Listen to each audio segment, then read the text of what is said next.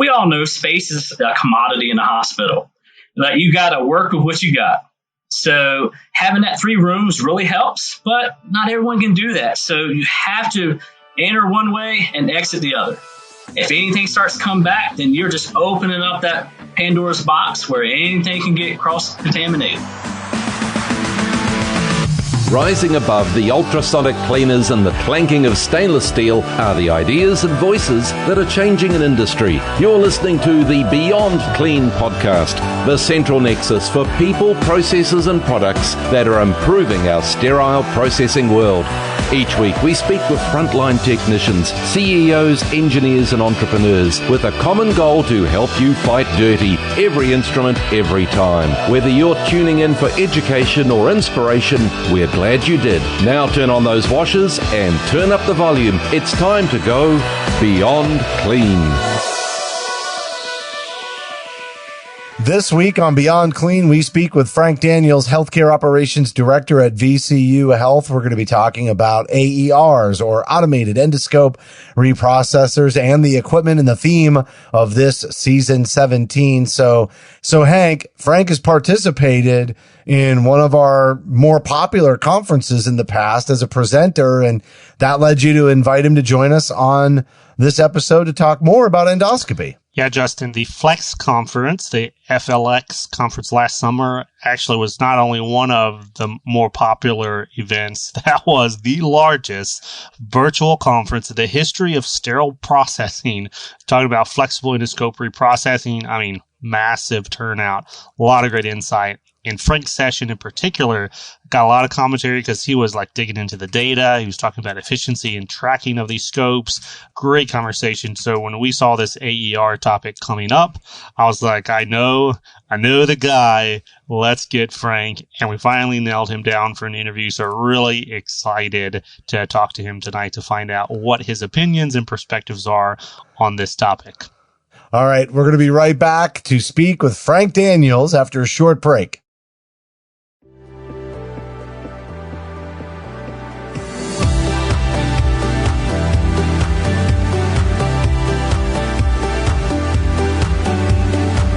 I'm Justin Poulin. And I'm Hank Balch. From 17 Studios, you're listening to Beyond Clean, the global voice of sterile processing.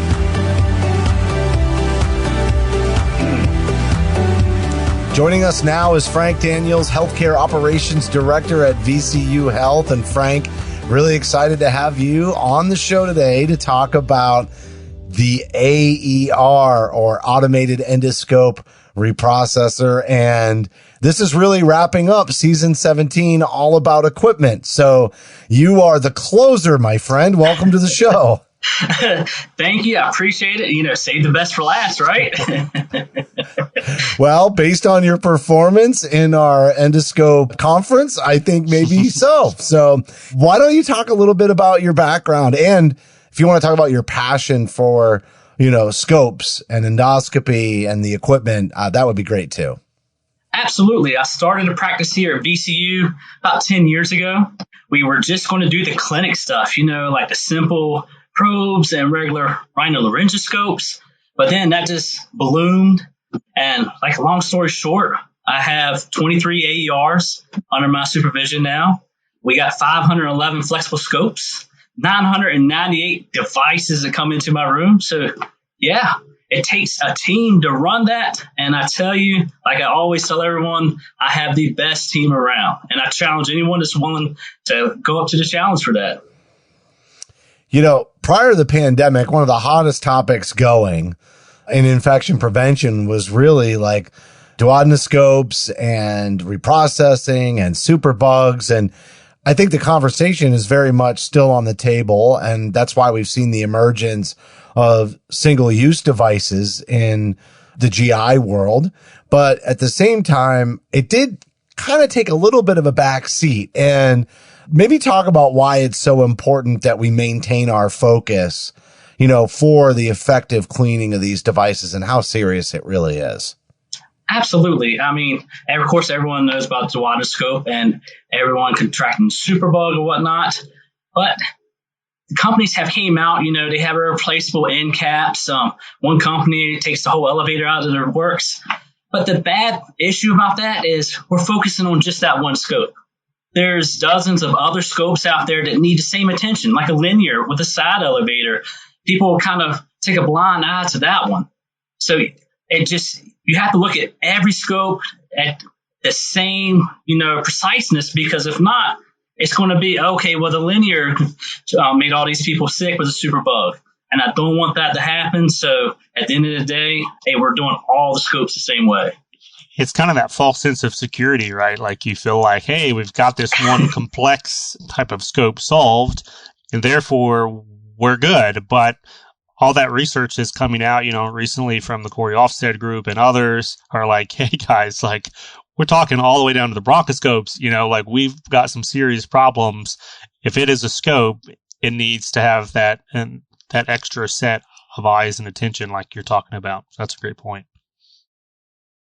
Absolutely. My favorite saying now is it's no longer a guessing game. We're here. Technology has hit the market. So we're here just to help patient safety, just another notch. In the intro here, you said you've got responsibility for 23 AERs. I can't even wrap my mind around that many AERs, to be honest. But that just goes to show why we invited you for this episode to talk about, let's just set the stage. I'm sure there's going to be folks who have listened to this that are working in sterile processing, but because of how their department is set up and maybe disjointed from the GI, who've never actually had to use an AER, but one day they might. It's like you said, it kind of creeps into your world sometimes.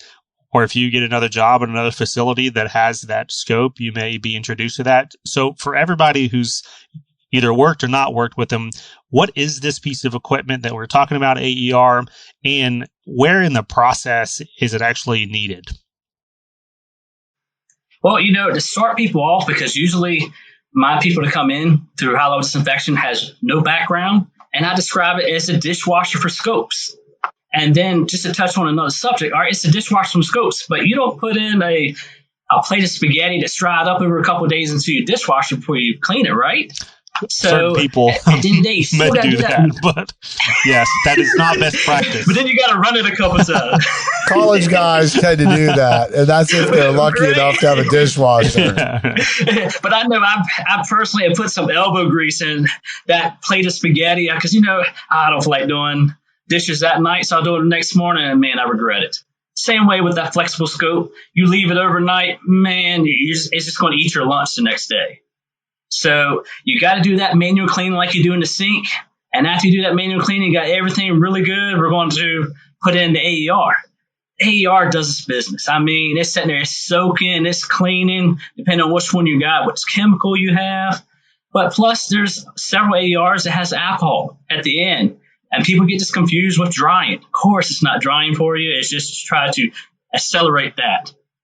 So there's different parts to the beginning and end, but yeah, the AER is just made to sit there and spin a little bit, take a 40-minute cycle and clean it, ready for that patient. So you dropped a couple of things there, Frank, that I want to follow up on. Let's start with the drying piece because that probably caught some folks' attention. Can you kind of dive in a little bit more to what you mean about if there is a drying phase or drying cycle in your AER, like what's happening there that is different than from the later drying stage that may occur for an endoscope? Okay, at the end, I mean, you can shoot it with some alcohol in it. I believe the alcohol is the last 5 or 6 minutes of the cycle, so it runs alcohol through it to try to help start that drying phase. Some people get misconstrued okay, I do the alcohol, it's completely dry, I'm taking it out there, and I'm going to put it in this nice enclosed container, and it's going to be good, right? Long and behold, I mean, as I said before, technology is catching up to us. So therefore, you got to have some kind of drying mechanism. Several out there, just cabinets out there you can use. But we learned that gravity, unfortunately, doesn't do its job on everything. The older I get, the more I feel it's doing gravity, but gravity doesn't do it on everything. It works in some ways, but not on scopes. Okay. That's a good point. Yeah, so that's where we're seeing these guidelines and industry recommendations come out. It's talking about that forced air, right? It's that kind of the context of that conversation.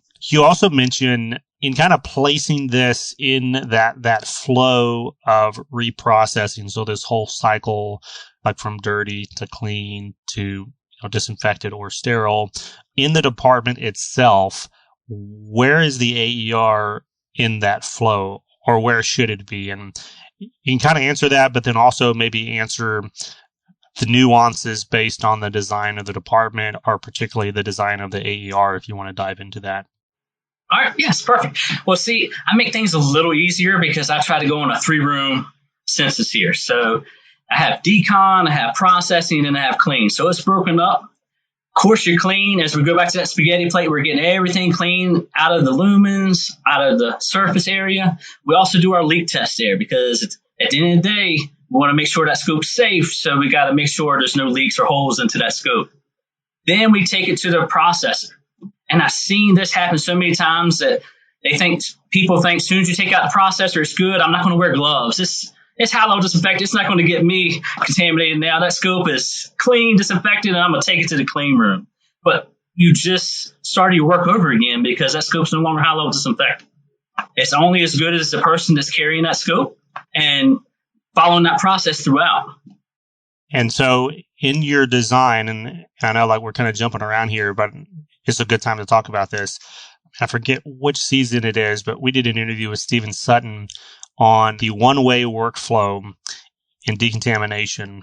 And it goes into kind of that cross-contamination thing that you just alluded to, because like you went through the whole process and now you've just recontaminated it with your bare hands. What are your thoughts on the pass-through AERs that are out there on the market today?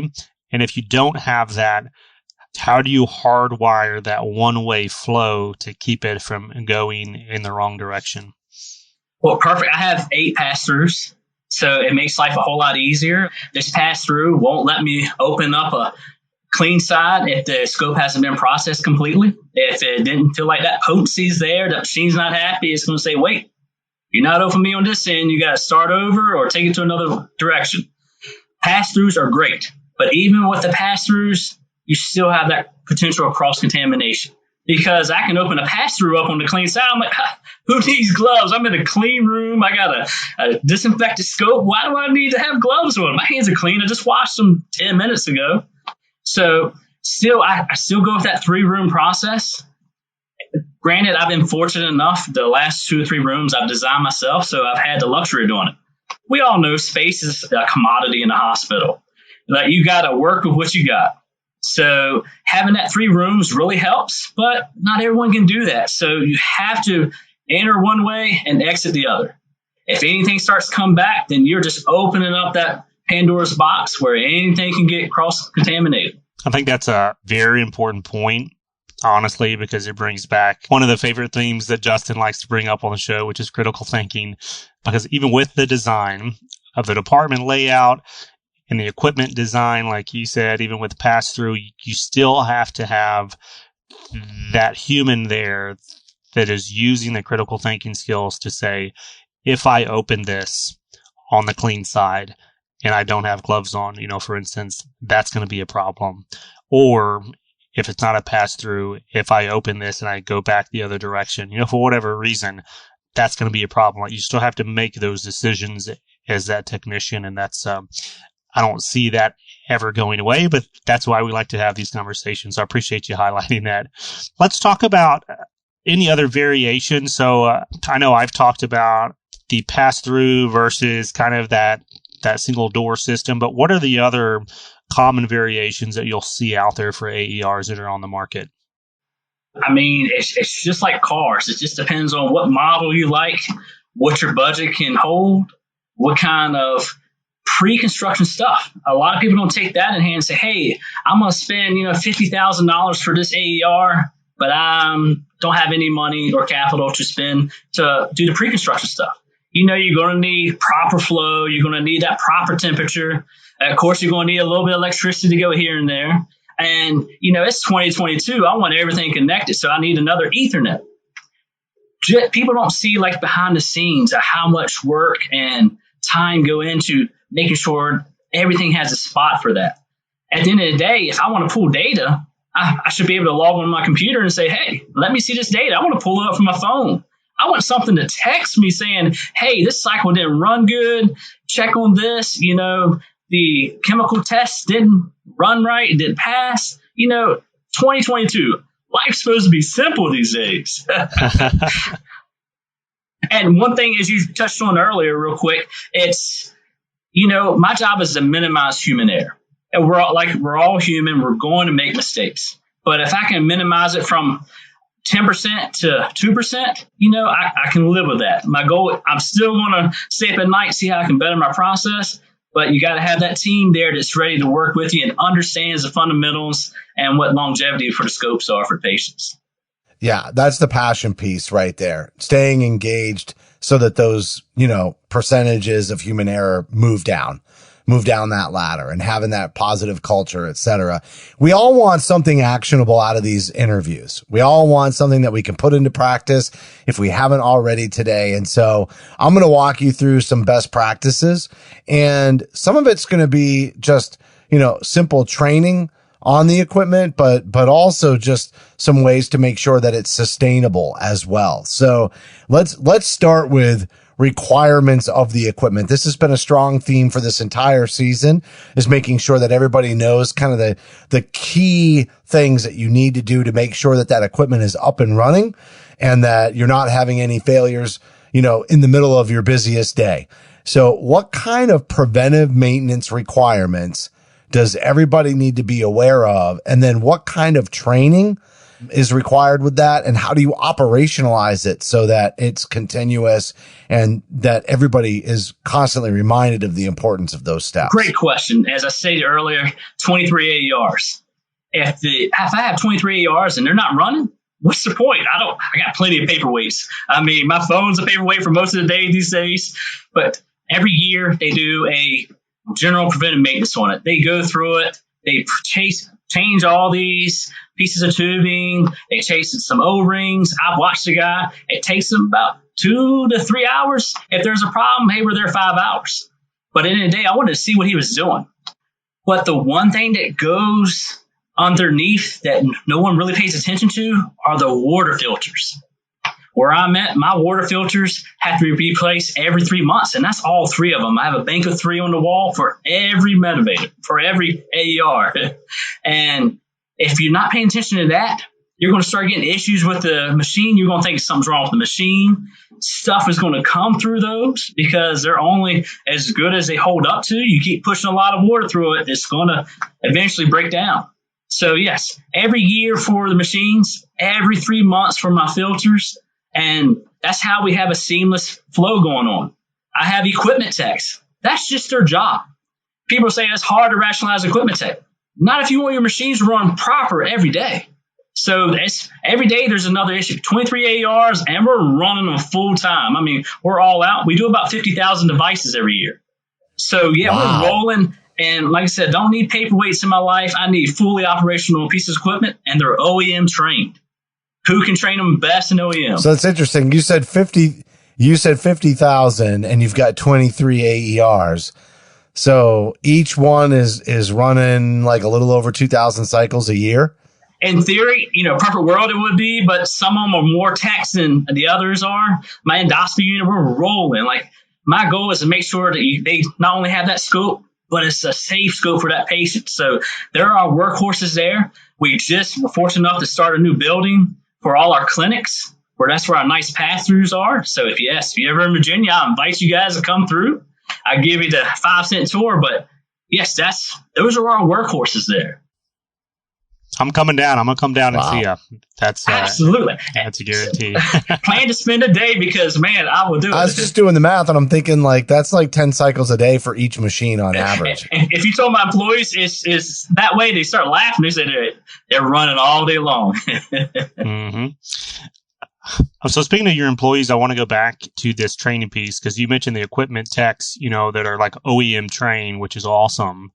And if we have time, I don't know if we'll have time this interview to get into that or not, but that's a whole nother good second interview or maybe conference session too. But I do want to go to that kind of normal technician responsibility and the training and best practice around that. So what do you instill in the users, like the everyday users of those AERs, that they need to be aware of in using this device to make sure, number one, that they're using it compliantly, but number two, that they're using it in a way that's not going to damage that equipment?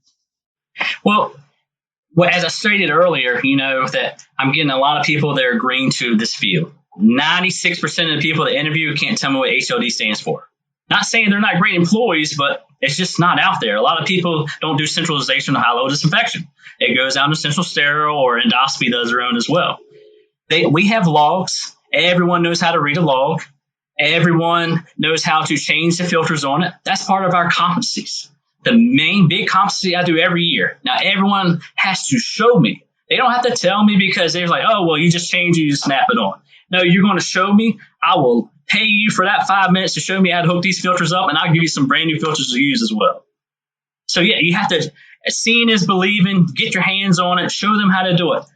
Show them how to do the logs. I don't need one person that's going to open that room up to do the logs, or the person that's closing it. Everyone knows everyone's job. We're a big family there, so it's like your siblings. You can't have a secret from your siblings. They all got to know, or someone's not going to be happy. And just to go back to what Hank was saying about, making sure that the scopes weren't damaged in the process of reprocessing, are there any additional bits of insight, ways to make sure that the scope, obviously you got to protect the distal tip, right? So when you're putting the scope inside of the AER, making sure you don't bang that distal tip on, are there things like that kind of stand out to you as like best practices and specifically around key points of emphasis during training? Absolutely, because you have that big, bulky control handle. Even on a laryngoscope that's, smaller than a dime, you have that control handle that's going to set there. It needs to go into the bottom portion, because usually most AERs, well, at least ones I've dealt with, have a slope to it. So you want the distal tip to kind of float on top, but you got to make sure the entire device is underwater, because if it's soaking in that AER, how's it going to hit anything if I'm floating to the top? I'm like, hey, my scope is completely high-level disinfection except for that control handle. If I have it, the orientation is not there. We're fortunate enough where we have a basket in our AERs. So then that way it's one less touch of cross-contamination. We're fortunate enough where that can go into a drying cabinet. So another one less touch of cross-contamination. As we stated earlier, I'm here to minimize the chances of cross-contamination in the rooms.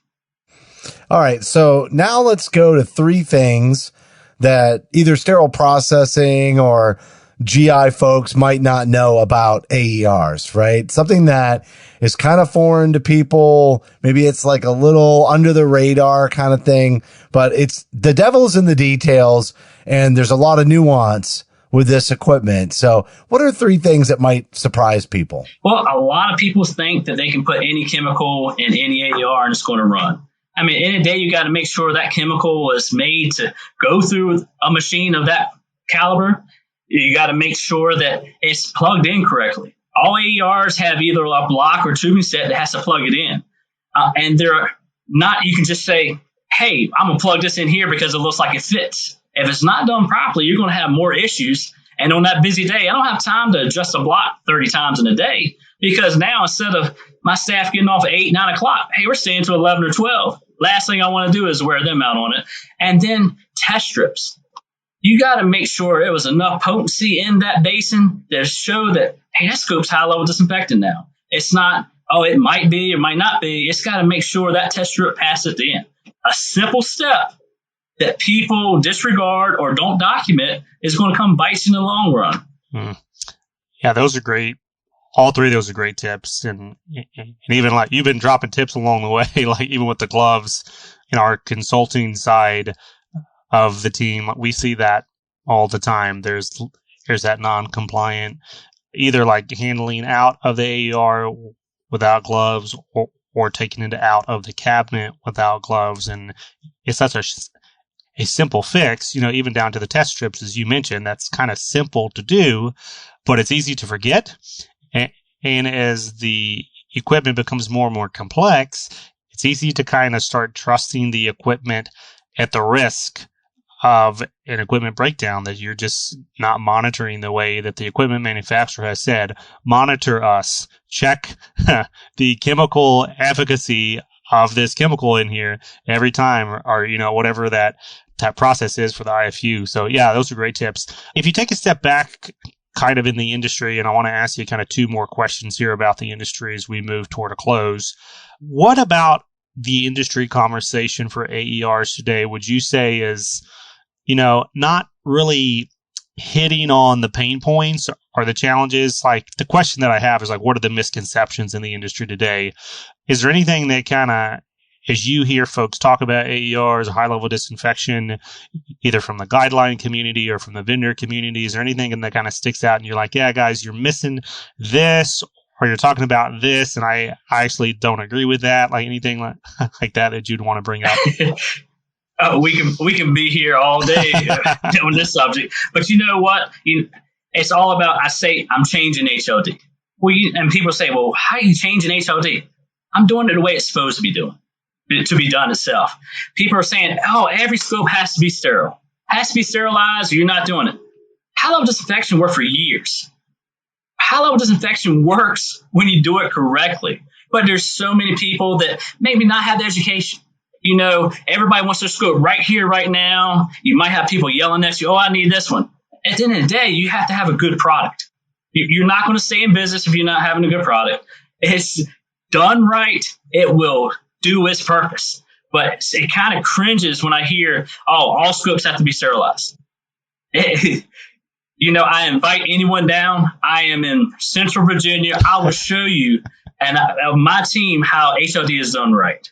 He's inviting you for a cage match, ladies and gentlemen. So, come down. Please. And my team is ready. And I tell them, I say, I brag on you all the time. They're like, this is how HLD is supposed to run. This is how it is everywhere, right? I'm like, it's not until you have that team that buys into it. They know the purpose of it. They know what's can control the long run. I mean, yes, anyone, just give me a day's notice. You can come on by. We'll talk a little bit and I'll show you the tour.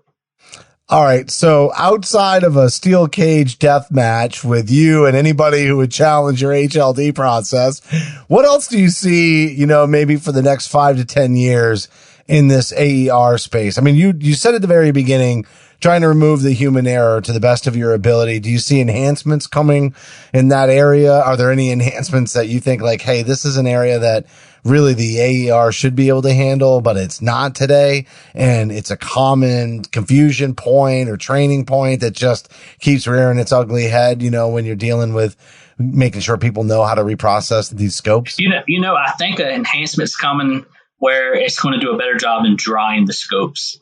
Because I see that's a pinch point when the scope's done. They've done all the hard work. And here we go. We're going to remove this to try to take it to our fancy drying system with no gloves on.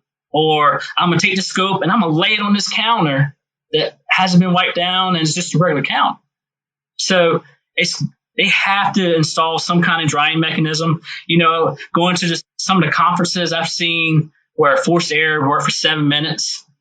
8 minutes, sometimes 10 minutes. I mean, the standards are showing us force. Why not put a compressor of air in there that force dries that scope force? I mean, I'm willing to wait 10 extra minutes to say I'm pulling that scope out. Oh, here you go, Doc.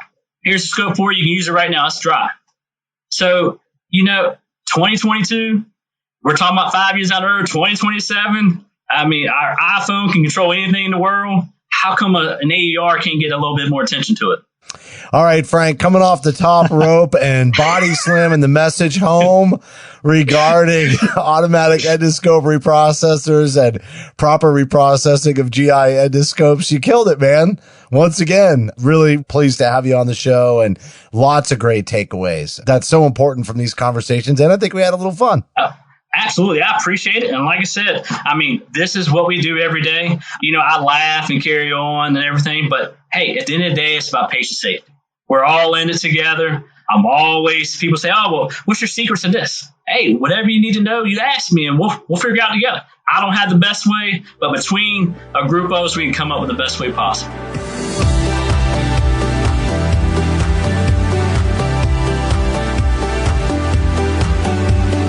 That was Frank Daniels, Healthcare Operations Director at VCU Health, and we're talking about automated endoscope reprocessors. He really brought the passion, Hank, and threw down like the gauntlet, like, yo, come down to Central Virginia and challenge me on high-level disinfection. Yeah.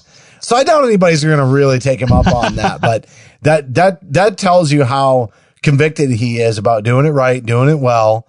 And all through that interview, it was about making himself a resource to ensure that happens. I mean, he's got a good read, Justin, on the conversation in the industry, though, because like everyone is talking about the move is towards sterilized scopes. Even the conversations that have been had on the transmission control show that we have on the infection prevention side of things, there have been a lot of conversations around challenges with endoscope reprocessing.